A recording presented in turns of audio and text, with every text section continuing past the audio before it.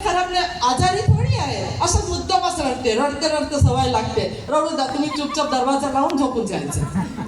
अभी उस टाइम कुछ दिन रोते ना तो उसको भी समझ में आ गया कितने रो फिर भी मम्मी रुकने वाले नहीं है. मेरी बेटी जब हम छोटी थी बड़ी समझदार थी, शयानी थी, पैर पकड़ के रोती थी, बोलती थी मम्मी तू आज चली जाएंगी तो मैं मर जाऊंगी. अभी उसके दूसरा ऑप्शन तो है नहीं, 2.5-3 साल की बेटी और काम वाली भी रोती थी. तब हमारे पास कार नहीं था तो बस से ही जाना था. बस 5 मिनट लेट हो गया, उसको समझा बुझाते तक बस चले जाके मैं नागपुर कैसे आती. तो मैं उसको बाहर से दरवाजा लगाती थी, रोने देती थी, निकल जाती थी, डाउनलाइन को फोन करती थी जल्दी से कुछ खाने का लेके जाओ, कुरकुरा चिप्स मेरी बेटी को दो. बहुत मेगा फंक्शन में भी हुआ, मेरे बहुत बारिश हो रही, मेरे बेटी को रखने के लिए मेरे मायके से आने वाले थे, वो आए नहीं, पहुंचे नहीं, और सब फोन कर रहे दीदी कब निकलोगे, बस आ गए, बस लगे है. मेरे बेटी के सर पे एक पॉलीथीन बांध दी और रख दिया कि अगर गलती से बाहर निकले तो कम से कम सर ना गीला हो जाए, और निकल गई. थोड़े देर आधे घंटे के बाद मायके से आया. और वो छोटी छोटी चीज़ों को रोक के रखेंगे तो हम ग्रो कैसे करेंगे. मेरे हस्बैंड हर चीज़ बोलते हैं, टीचर भी पढ़ाता है, सिखाता है, और वक्त भी सिखाता है. टीचर सिखाने के बाद एग्जाम लेते हैं और वक्त पहले एग्जाम लेते हैं, बाद में सिखाते हैं.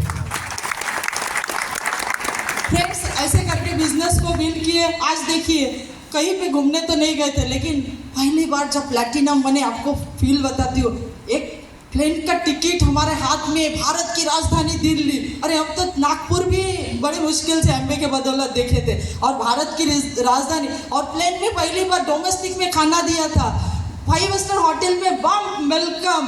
ये तो मेरे दिल को छू गए. मेरे कोई रिलेटिव के याद नहीं आए. मुझे ऐसा लगा तुमने जो जो चीज़ बोले ना, अगर उस टाइम तुम्हारी सुनती तो ये दिन नहीं देखती. फ्रेंड्स, तो वो बिजनेस को मिल करके फिर बाद में तो ट्रिप हमने सोचे कि एक ट्रिप में मज़ा नहीं आ रहा, डाउनलाइन को भी साथ लेके चलते, उनको भी शेयर किया, उन लोग भी ग्रो करने लगे.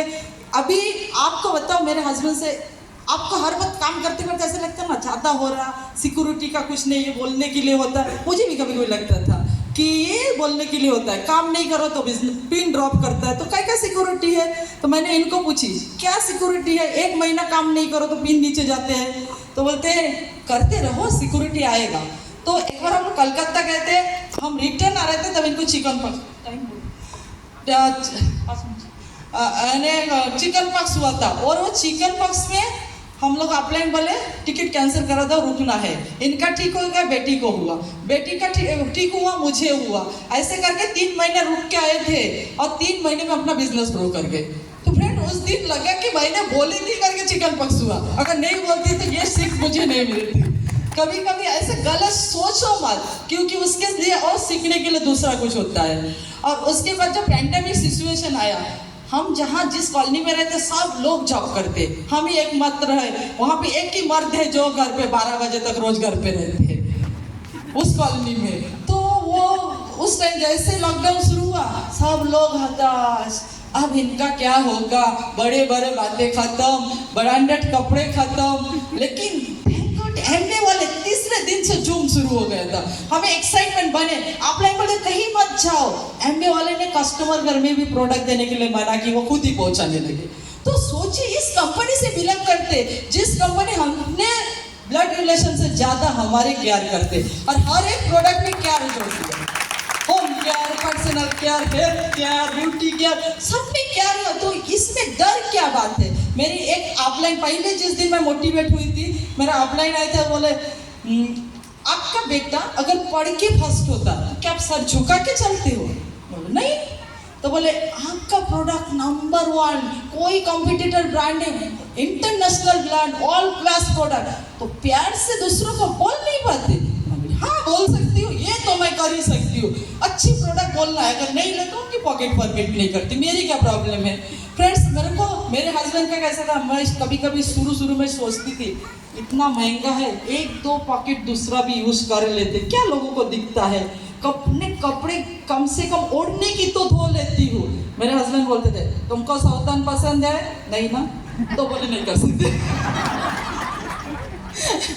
तो कभी भी बोले मुंह में थोड़ा फेयर एंड लवली लगा लेती हूँ. सब रिलेटिव बोल रहे शादी के बाद काली हो गई, वो तो फेयरनेस लाते थे. बोले नहीं चलेगा, लोशन लगाओ, लोशन ही लगाया हमने. लोशन लगा के फिर से किए, धीरे धीरे एटीट्यूड लॉन्च किया। आर्टिस्ट की तो थी एटीट्यूड, बाद में एटीट्यूड लगाना शुरू कर दिए, डेमो करना शुरू कर दिए। लेकिन मेरी अपलाइन की स्किन बड़ी चमकती थी, उसको देख के मेरे दिल में तो कुछ होता था। तो मैं बोली तुम कुछ भी करो, कुछ भी कमाओ, मेरी एक चीज़ का ये है। बोले क्या है? बोले जिस दिन कोई प्राइस ना देख के तुम सारे प्रोडक्ट ऑर्डर कर सकते हैं, उस दिन बोलना मैं एमबे में पैसे कमाता हूँ। तो मेरे हस्बैंड के दिल में लग गया, अभी हर चीज़ शीला से पूछे बिना ला के दो। तो फ्रेंड्स, ये आपको फ्लेक्सिबल होता है बिजनेस को बिल्ड करने से। हम लोगों ने फिर लॉकडाउन में सभी लोगों की परेशानी, हमारी मुश्किल। कुछ लोग कुछ दिन के बाद पूछने लगे, तुम्ही एवढा हसता कशाला? तुमचा काही दिवाळी नाही हो, तुमचा काही प्रॉब्लेम नाही होत आहे, घरातून लॉक लावून ठेवले, येणारे जाणारे नाही, कसे बिझनेस कराल तुम्ही? म्हणजे छोड़ो ना, क्यों टेंशन कर रहे हो? जिस दिन प्रॉब्लम होगा फिर फोन करके बुला लेंगे। आपसे ज्यादा कोई आपके बारे में फिक्र करने वाले हैं, तो क्यों टेंशन लेने का? उसके बाद फ्रेंड्स, आपको एक हकीकत बोलती हूँ, शायद उस चीज़ में आपको लगेगा सिक्योरिटी कितनी ज़रूरी है। हम लोगों में जैसे लॉकडाउन खत्म हुआ, बस हम लोगों ने बिजनेस शुरू कर दिए फिजिकली शुरू किया। कलकत्ता से हम रिटर्न आ रहे थे, फास्ट बताऊँगी, टाइम नहीं है। तो एक्सीडेंट हुआ। जैसे एक्सीडेंट हुआ, जहाँ पे हुआ हम कोई किसी को पहचान के नहीं था। उस दिन 5 मिनट में इन्होंने फ़ोन किया मेरा भाई को, और भाई ने फ़ोन किया दूसरे टीम मेंबर को, और जगह भी इतने लोग जमा हो गए थे। मंडल सर क्या करने की ज़रूरत है, क्या टेंशन है, एम्बुलेंस तो रास्ते लोगों ने बुला लिए थे। उस एक्सीडेंट के बाद जब मैं हॉस्पिटल पहुंची, हमारा जो एक्सीडेंट का जो फोटो जब डॉक्टर के पास तक पहुंच गया, हम जाने के पहले डॉक्टर को पता चल गया गाड़ी का एक्सीडेंट हुआ। और वो एक्सीडेंट डॉक्टर बोले पेशेंट का श्वास चलना चाहिए, और मैं एम्बुलेंस से सीधी चल के उतर के आई। बोले अरे आप करते क्या हो? एमबे बिजनेस। कौन से पिन पे हो? मैं फाउंडर है, इसीलिए बच गए बोलते।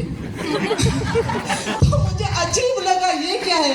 बोले आपने बहुत सारी जिंदगी को टच किया। बोले आप करते हो? बोले नहीं, मेरे एक फ्रेंड है, अच्छे पिन पे है, बहुत लोगों को सक्सेस किए, तो पता चला है कि इसमें यही करना होता है। तो वहाँ से मेरे को न्यूरो सर्जन के पास भेजा गया। वहाँ पे जाके भी उन्होंने पूछा, माझा पण एकदा झाला होता, तुम्ही काय करता? तो हमने बोले एमबे बिजनेस। कौन से पिन पे हो? हमने बताया। तो बोले बहुत अच्छा बिजनेस है, आप कुछ लिख के नहीं देता, सब न्यूट्रलाइट लिखा।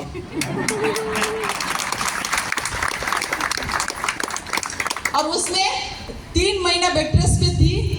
3 महीने में फील किया अगर हमारे साथ कुछ हो जाता था और हम घर रिटर्न ही नहीं आते थे। फ्रेंड्स, पैसे हमारी कमी तो बच्चों को होता था, लेकिन पैसे की कमी नहीं होता था। मैं बोलती थी ये रिस्क हर किसी के साथ हो सकता है, इसीलिए बिजनेस को बिल्ड करना बहुत ज़रूरी है। मैं आपको 1-2 मिनट में कहानी बता के ख़त्म करती हूँ। इतना सारा एक्साइटमेंट, इतना सारा मोटिवेशन आता कहाँ से? एक बार एक सांप और एक नेवले का फाइट होता है।